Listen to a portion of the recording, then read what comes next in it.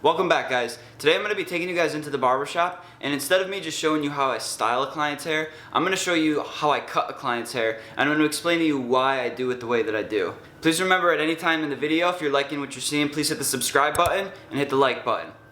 Welcome to the shop, everybody. I'm going to be doing a shadow fade with a texture cut on the top. So as I begin, I'm going to open up my clipper and I'm going to do a half on the sides. I'm going to be working my way up.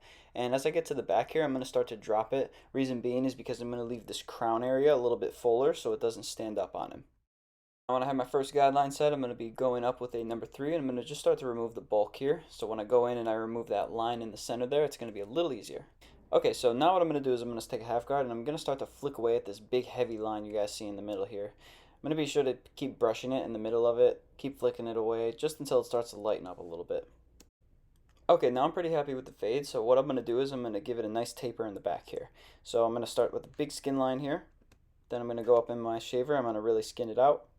Now remember, when you're doing a fade like this, you want to make sure that you keep brushing the hair. I'm going to start to flick it away with a half, start to just get rid of that bulky hair right there. And then I'm going to close the guard up, and I'm going to start to flick away that bottom line there, just to get that heavy line out. I'm going to work my way up just a little bit, open the guard up a little more, work my way up a little bit further. Now I'm going to just make sure that everything is good, brush all the loose hair out of the way, be able to move on forward now. Okay, so now there's a little bit heavier line up there, as you can see, so I'm going to take my half guard, open it up, start to flick away so that bulkiness gets out of there.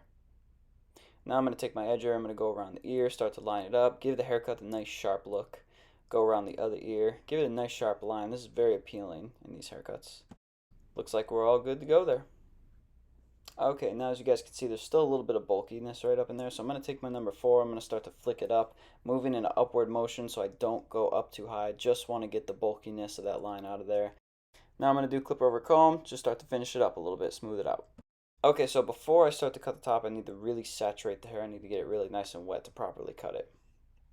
Now I'm going to comb the hair forward, and I want to make sure that these two sides here are even. Since he's going to be doing a textured cut top, you want to make sure that it's pretty much even all throughout the top. He's not doing a comb over, so there's no need to do that. So I'm going to pull the hair up. I'm going to start to cut about an inch off, I would say. He didn't really want too much hair off, so I'm going to just go through. I'm just going to trim it up, just get the dead ends, just so the hair lays a little bit better, and it just looks a little bit healthier overall. Now I'm going to just trim up the bangs a little bit. Now this is probably the most important part of the haircut. You want to point cut the hair. This is going to ensure to give the hair a lot of extra volume and added texture. Think of it as the little hairs are standing next to big hairs, acting as a crutch. So now I'm just trying to keep this shape back here. So I'm going to make sure that I pull this out and make sure that the shape goes straight up, because I don't want it to go up too high and mess up with his colic or the shape of the haircut. Okay, so now I'm just going to line up his beard. I always start with the back of the line because I like it straight right there. It looks really good. Hit the top of the cheeks a little bit too, bring it up into the hook, make it look nice and sharp there.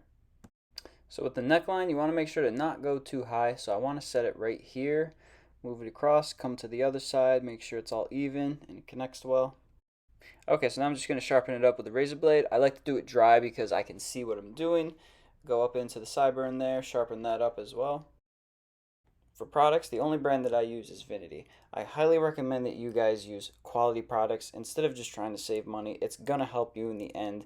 Quality hair products are going to just work better and last longer. Now before I start styling, I always apply a sea salt spray to damp hair. And then I make sure to brush it in and make sure it's spread out evenly. Okay, so now I'm going to start to blow dry. Right now I'm just going to move it around in different directions until I start to get it a little bit dry.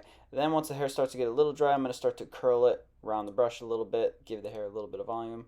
Just want to make sure that the hair is 100% dry. Now I'm going to apply a texture powder, and once the texture powder is applied, I'm going to rub it in very, very well. This is going to give the hair a lot of lift. Now I'm going to be applying a matte paste to finish it all off good. You want to make sure that you emulsify it into your hands very, very well. Then you rub it out throughout the hair, and this is really where you begin to set the shape and style that you want. Now to apply some nice smelling beard oil. This is going to moisturize the skin and the root of the hair, and it's actually going to promote healthy hair growth. My client here absolutely hates alcohol, so I'm going to be applying a post-shave balm to the bottom of his neck. It's actually going to work a little better than alcohol. Alcohol really dries your skin out. And there we have it, a low shadow fade with a textured top, trimmed up beard, looking real nice. I hope this helped clear things up as to why I do things the way that I do. If you guys have any questions, please let me know down in the comments below and we can chat. Thanks for joining.